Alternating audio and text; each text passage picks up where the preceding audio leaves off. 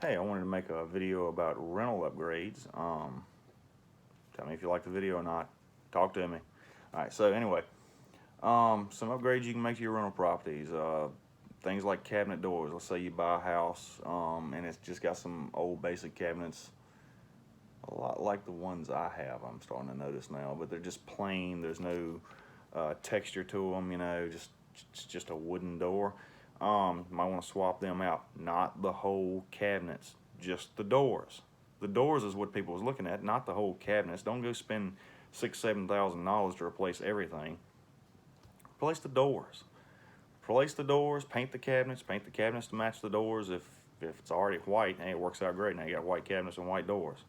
You know, but a little something like that might get you a little bit of ROI down the road. It's a little upgrade. We'll charge a little bit more for it. You know how it is. All right, so let's say there's nothing wrong with the doors, but they're lime green. Paint them. Throw a coat of paint on them. If you're doing whatever your neutral color that you're going to have with your walls, cream color, grayish, which is my wife's favorite word, I think. Grayish. If you're doing a light grayish on the wall, do a dark gray cabinet. Yeah, you might want to replace if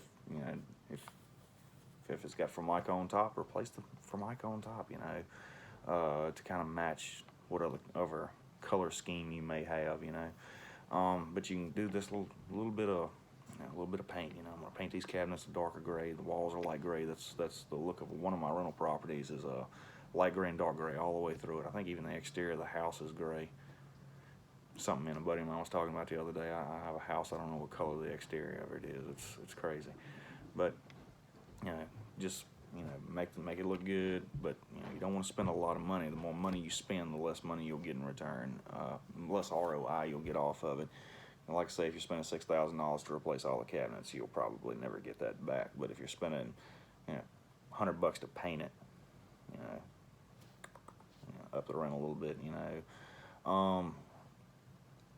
let's see, doors, and this is doors on the bathrooms, doors on bedrooms, just exterior doors, whatever. If they're damaged, replace them. If they're fading, paint them. Because you figure an interior door is what, $80-100. To keep a tenant happy. Yeah, go ahead and spend the money. It's worth it. You're gonna write it off anyway, so just spend it and get everything right. A good one for and if you're gonna be doing a lot of rentals, this is not that big of an investment. But if you're just doing one, it may be. No, it's not really that big of an investment. You got vinyl siding. Vinyl siding starting to look a little mildewy. Lowe's has got a pressure washer for $300. So buy the pressure washer. Pressure wash the house, make it look good. It's worth it. On top of that, you get a pressure washer out of the deal. Who doesn't like power tools? $300 and you got a gas-powered pressure washer. I'm sure you can find a use for it.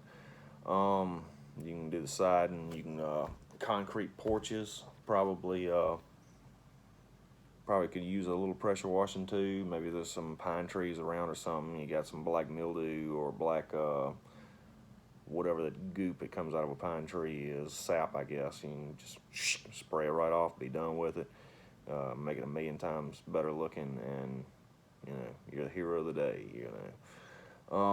Wooden decks, pressure wash them, stain them, put that Thompson's water seal on it. That's gonna get you your money back in a couple of ways. One, the deck's gonna last longer, and two, it's gonna look prettier. So tenants will be happier, especially if you're about to show a house. You want the house to look as amazing as possible.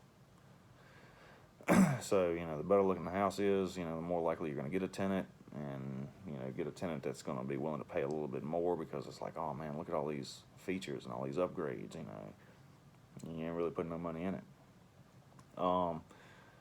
Landscaping, you spend about $300 on landscaping in the spring, if it's in the spring, or fall if it's in the fall. I wouldn't do it during the middle of summer, not here. You might be able to do that where you're at. But you spend about $300, you plant some flowers out in the yard, make it look real pretty, make it look real curb appeal. That's what it's called. Get you some nice curb appeal.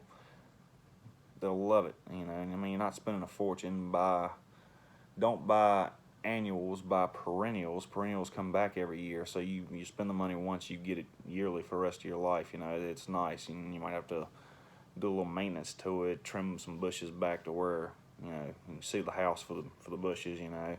But that's a pretty good investment to make on. I mean, it's your house, you want the value of it up. So some of these things, you know, you're increasing the value of your house. You're really not spending that much to do it. You know, some people, you know, do the burst strategy thing, but I mean, if you're not going to do the burst strategy, you know, 4 or 5 years, you know, dropped the mortgage, and you done, you know, still you done built up this value of this house. You might decide in 4 or 5 years, you know, I'm going to refinance this.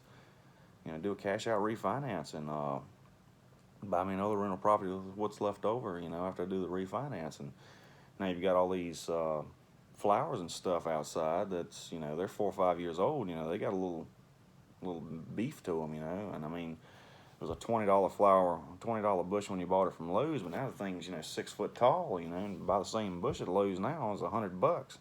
Not the same tiny one, but the tall one, you know. They increase in value over time, and I mean, it's going to increase the value of your property. It'll help you out on getting your next rental. Backsplash. You can put a backsplash in the kitchen, and that might help out a little bit. You're probably going to spend about $400. Do something simple, subway tile. You know, you don't want to go, you know, crazy over, you know, real fancy stuff. Get you a nice subway tile, and don't do turquoise. I know you want to. I can see it in your eyes. I can hear it in your voices right now. You want a turquoise backsplash. Don't do it. Something real simple, white. You know, white's clean looking. So I would go with that. I mean, it's still an upgrade. It's an upgrade over, you know, just a Formica throw up against the wall like what I got sitting back there in the kitchen. But that thing might appeal to somebody. You know, it might help you get a little bit more money. It's definitely going to increase the value of the house because, you know, just, you know, nice tile backsplash, nice subway tile backsplash. It really pops. It's really beautiful, and it will help you out down in the long run if you decide to refinance a house. If you decide to go to sell it, you know, hey, landlord, it ain't for me. This ain't for me. I want to sell the house. Well, there you go. There's your money right there. You put a little bit in, sweat equity, that stuff. All these things will help out, and they're really not expensive. I mean, cabinet doors, you might spend, you know, $1,000 on them, so that does get a little bit, you know, out of hand. But I mean, if you're just painting them, you're out, you know, $100. The painting might run you about $400 to paint the interior of the house. So, you know, not a whole lot. You buy the paint in bulk. You buy 5-gallon buckets of paint. Don't buy the 1 gallon. So you're at $400. But I'm pretty sure you get your money back pretty quick because, you know, it's just like, oh my God, look how beautiful this house is. Doors, like I say, $100 each, $80 to $100 for the interior doors. The exterior door, I'm not real sure the cost of. I'm gonna go ahead and tell you a little story. I would not install any of them. I would get somebody to install them doors for me. And you know, I'm a pretty handy guy, but for some reason, doors are like my arch nemesis. I can't hang one straight to save my life.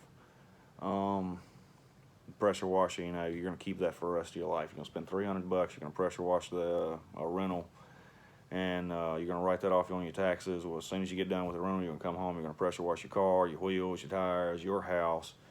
The patio around back, your nice outdoor kitchen, you know, outbuildings, all that stuff's gonna get pressure washed, and you spent $300 and you're gonna write it off.